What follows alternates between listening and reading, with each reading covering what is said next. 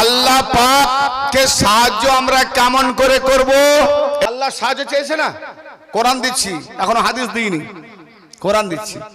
In তানসুরুল্লাহ ইয়ানসুরকুম ওয়া ইউসাব্বিত আকদামাকুম, সূরা মুহাম্মদ 7 নম্বর আয়াত। তার আগে বলছে ইয়া আইয়ুহাল্লাযিনা আমানু, ঈমানদারদেরকে সম্বোধন, এই ঈমানদারেরা, যদি তোমরা আমাকে আল্লাহকে সাহায্য করো, আমিও তোমাদের সাহায্য করব, তোমাদের কদম সম্মুখে স্থাপিত রেখে দেবো, গোমরাহ হতে দেবো না। ওয়া ইউসাব্বিত আকদামাকুম। তা আল্লাহকে সাহায্য কেমন করে করব? চলুন কোরআন কি বলছে তার উত্তরে। সূরা সাফ, সূরা নাম্বার 61, আয়াত নাম্বার 14, শেষের আয়াত কি বলছেন? ইয়া আইয়ুহাল্লাযিনা আমানু কুনু আনসারাল্লাহ, হে ঈমানদারেরা তোমরা আল্লাহর সাহায্যকারী হয়ে যাও। কিভাবে করব আল্লাহ? কামা ক্বালা ঈসা ইবনে মারইয়াম লিল হাওয়ারিয়িন মান আনসারি ইলাল্লাহ। আল্লাহ বলছে যেভাবে, যেমন করে ঈসা ইবনে মারইয়াম, মারইয়ামের পুত্র ঈসা আলাইহিস সালাতু ওয়াস সালাম তার হাওয়ারি উম্মতদিগকে বলেছিল, এ আমার উম্মতেরা, হে হাওয়ারিরা, তোমাদের কে আছে আল্লাহর দিকে আমাকে সাহায্য করবে। কে চাইলো কার কাছে? ঈসা নবী তার উম্মতদের বলছে, উম্মতেরা তোমাদের কেউ আছে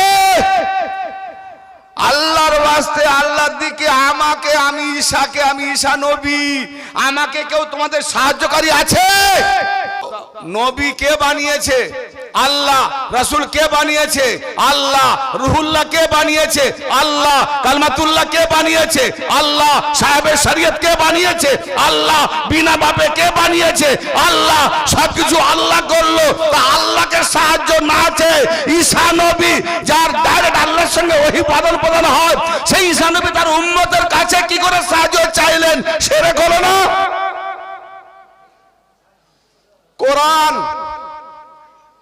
যদি আল্লাহ ছাড়া গায়রুল্লাহর কাছে সাহায্য চাইলে, ওলিদের কাছে সাহায্য চাইলে শিরক হয়। বলেছি বাবু একটু আগে ডাইরেক্ট যে আমি দলিল দিয়ে যাবো, ডাইরেক্ট চাওয়া যাবে।